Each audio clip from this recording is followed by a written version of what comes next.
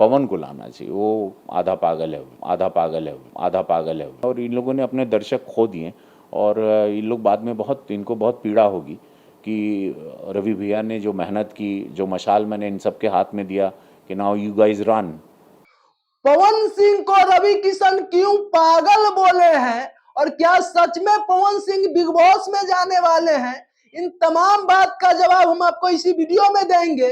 बाकी उससे पहले हम आपको बता दें, अगर आप पवन सिंह को सिंगर मानते हैं, अगर आप पवन सिंह को सुपरस्टार मानते हैं, तो ये गलती आप छोड़ दीजिए, क्योंकि पवन सिंह ना अब सिंगर है ना अब सुपरस्टार है। पवन सिंह जो है एक नेता बन चुके हैं, और किस तरह से नेता बन चुके हैं इसका हम जवाब दे दें आपको, तो हम आपको बता दें कि बिहार में इतना बड़ा पर्व है जो कि छठ, जो कि बिहार का सबसे बड़ा पर्व कहा जाता है छठ।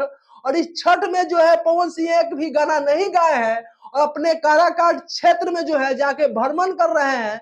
मतलब उनके पास इतना भी टाइम नहीं है कि आधा घंटा में एक भोजपुरी में मतलब कि आधा घंटा में गाना शूट हो जाता है। तो मतलब एक गाना जो है छठ पूजा के हम आधा घंटा में शूट करके डाल दे, इतना भी पवन सिंह के पास में समय नहीं है। तो आप समझ सकते हैं कि पवन सिंह जो है अब सिंगर और सुपरस्टार नहीं रहे, अब एक नेता बन चुके हैं। और हम आपको बता दें कि रवि किशन क्यों पवन सिंह को पागल बोले हैं। तो देखिए, रवि किशन जो है पवन सिंह को पागल नहीं बोले हैं। देखिए, एक प्यार वाला भाव था और रवि किशन एक इंटरव्यू में बैठे हुए थे जहां पे पूछा गया रवि किशन से कि अब आप बिग बॉस में किनको देखना चाहते हैं। तो रवि किशन जो है बोले कि खेसारी लाल यादव, निरहुआ और सब तो पहुंचिए गए हुए हैं, अब हम एक बार अपने छोटे भाई पवन सिंह को देखना चाहते हैं। वो थोड़ा पगला है तो इसी वजह से जो है हम उनको देखना चाहते हैं। तो ये प्यार वाला भाव था।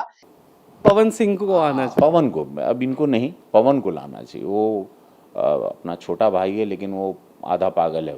इसमें कोई ईगो वाला बात नहीं है, प्यार वाला भाव में जो है रवि किशन पगला बोले हैं पवन सिंह को। यही सब चीज था, यही हम आप लोगों को बताने आए थे। और चलिए इसी के साथ विदा लेंगे। आप देख रहे थे समाज की आवाज और हम आपका दोस्त विकास। जय हिंद, जय भारत।